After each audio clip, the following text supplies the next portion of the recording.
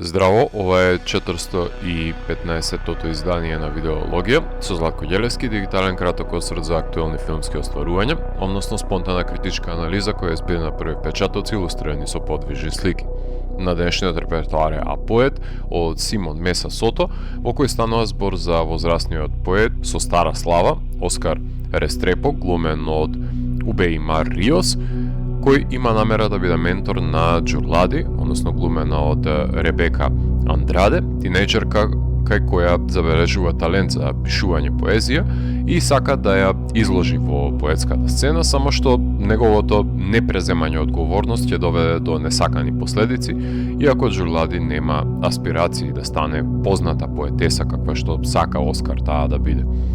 Секој втор средовечен поет кај нас е Оскар, нереализиран, искомплексиран, напатен поет, страдалник на векот, кој некогаш во неговата полетна младост има објавено поетски збирки кога се наградувал со фалоспев неговиот младешки збор,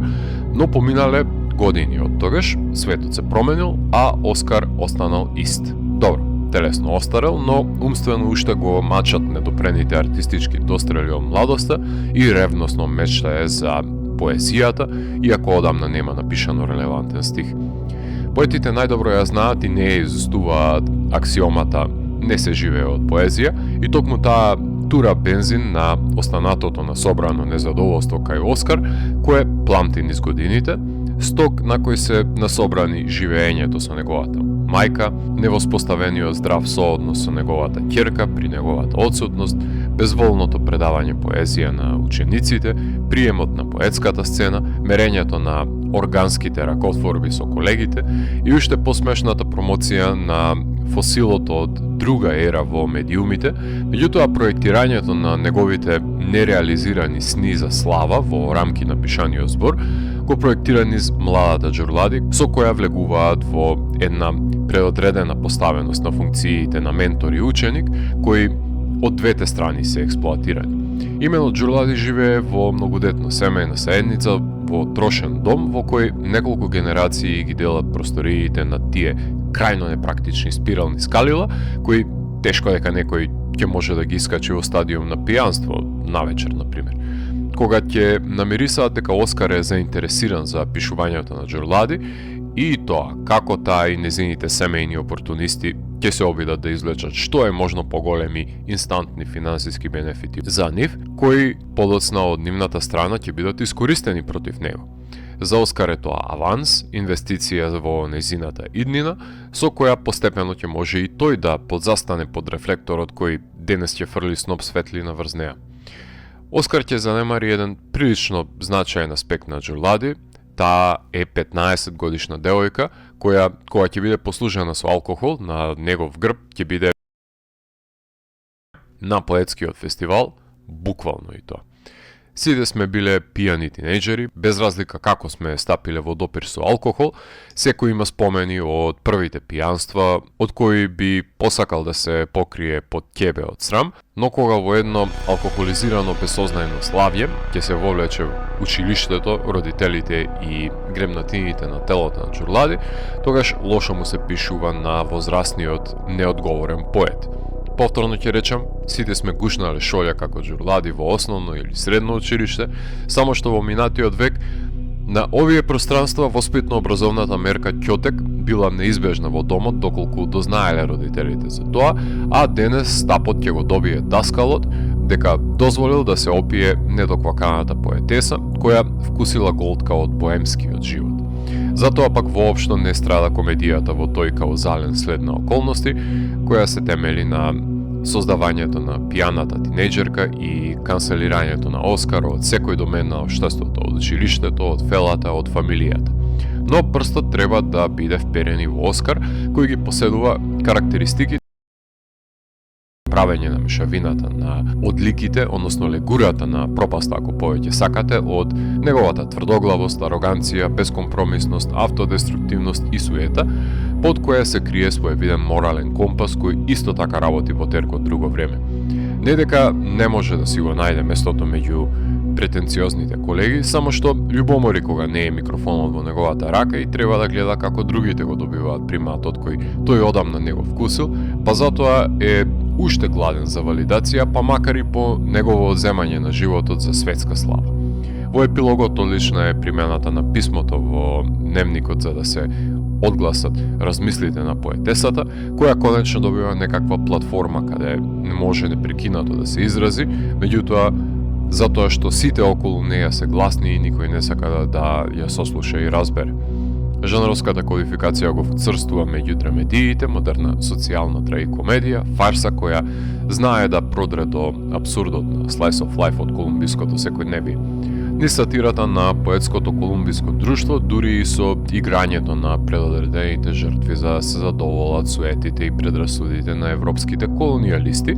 може да ја проследиме обсервацијата на општеството низ оваа провениенција, што доколку се реконтекстуализира, несомнено дека ќе се однесува и на колегијалноста во сите уметнички гранки, особено во филмската, само што не се индивидуи во прашање, туку збир на табори на суети, а хумореската секако дека ќе произлезе од судирот со анахронизмот кој со себе го понесува Оскар и неговите закоравени убедувања,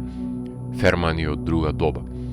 Минатата недела ви говорев за филмовите за познатите сликари, а ова се поетите наред, така што неизбежни се за спомнување во овој контекст биографските филмови Неруда, Quiet Passion, Bright Star, но да ја потсетам дека тивок поет имаше и Джармуш во Петерсон, дотрајана беше славата на Пачино во Chinese Coffee, а за помладите секоја штука ќе биде Ема Робертс и низиниот продор од светот на возрастните во Adult World. Додека пак Питер Вировиот Dead Poets Society секој ќе биде синоним за соодносот на професорот и учениците, меѓу кои стои спрегата на поезијата, иако може да се поистовети сатирата со еден друг филм за кој ви говорев пред неколку години, Bad Luck Banging or Looney Porn, каде Раду Жуде низ слична призма го проследи романското општество.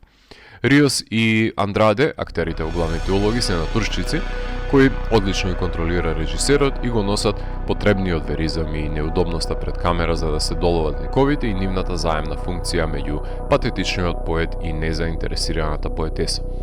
Филмот има 4 композитори на музика, најискусниот меѓу нив е Мати Бие, а новајли се Густав Давидсон, Јохана Еколм, Пеле Веслин, чии што дувачки вињети може да ги наслушнеме во транзиционите сцени, таму кај што зборовите се потрошени и засадени во времето и просторот, а музиката е само нивниот тивокодек, додека ликовите немо се гозбат со поезијата со сите своји рецептори. За кинематограферот Хуан Джи Сармиенто веќе ви говорев оваа година во видеологија, која го кадрираше The Voice of Hindra Jab, но во овој филм ја немаше таа просторна лимитација, но затоа сликаше на 16 мм филмско платно, дозволувајќи своја текстура да добијат колумбиските бои, да се впушти на непресушни зумирања до изгубениот Оскар во секој кадар, не баре незгодно му е што е дел од филмот, често и снимајќи го на рака додека се разнишува светот околу него, во кој не припаѓа исто така, за да може зраците светлина да ги погалат ликовите во кадрите,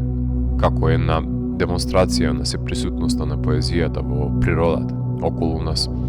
Неговиот постојан соработник, монтажерот Рикардо Сараива, го рафинираше течението на действието на тој начин што прави сосредоточени скокови меѓу етапните постапки за наоѓање на новата ѕвезда на поетското небо и последиците од низиното читање на убавиот збор јавно, за да се остави повеќе време кога треба да се почувствува поезијата, не само да се каже.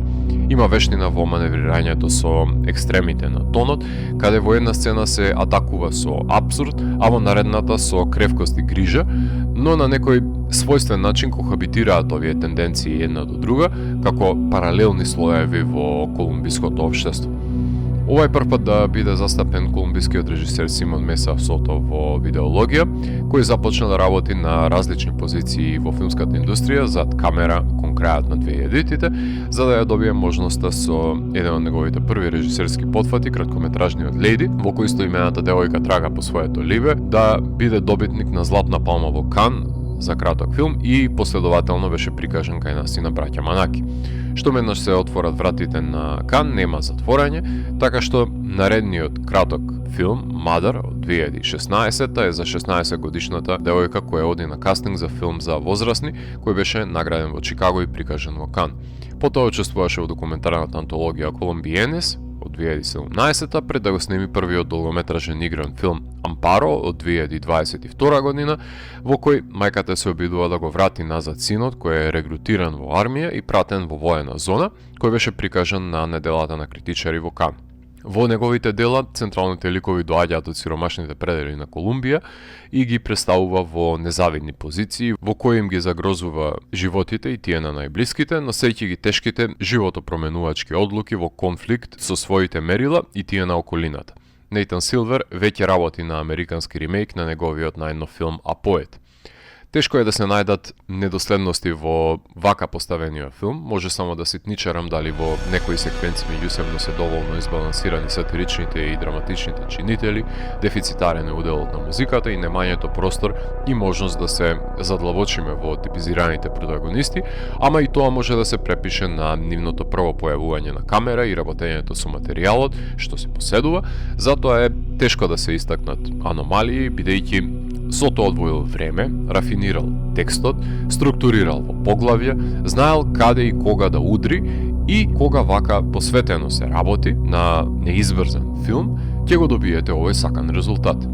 Ако не ви се допадливи актерите и темата, не е за тоа виновен филмот, проблемот тогаш е исклучиво кај гледачот. Филмот имаше премиера на Канскиот филмски фестивал во селекцијата On Certain Regard, каде беше награден од жирито, исто така беше награден на фестивалите во Минхен и Сан Себастијан, а беше прикажан и на ТИФ, EFI, Монклер, Солун, Тајпеј, Загреб, Палм Спрингс, беше номиниран за наградите Independent Spirit и Гоја и стана представник на Колумбија за интернационален Оскар и голема неправда е што не ни дојде до кратката листа, односно номинација, какви што има Бразил и Аргентина, например, а колумбискиот филм беше дистрибуиран од Luxbox. Филм за поетот со стара слава, кој денес е диносаурус во модерното доба,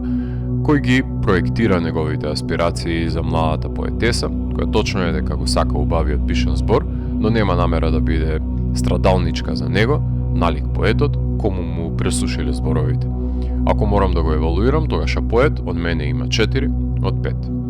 Доколку ви се допадне 415-тото издание на дигиталната архива Видеологија, лајкувајте го видеото, споделете го и следете го каналот. Последете и поснатите рецензии на виртуелната полица. И благодарам за вниманието. Поздрав!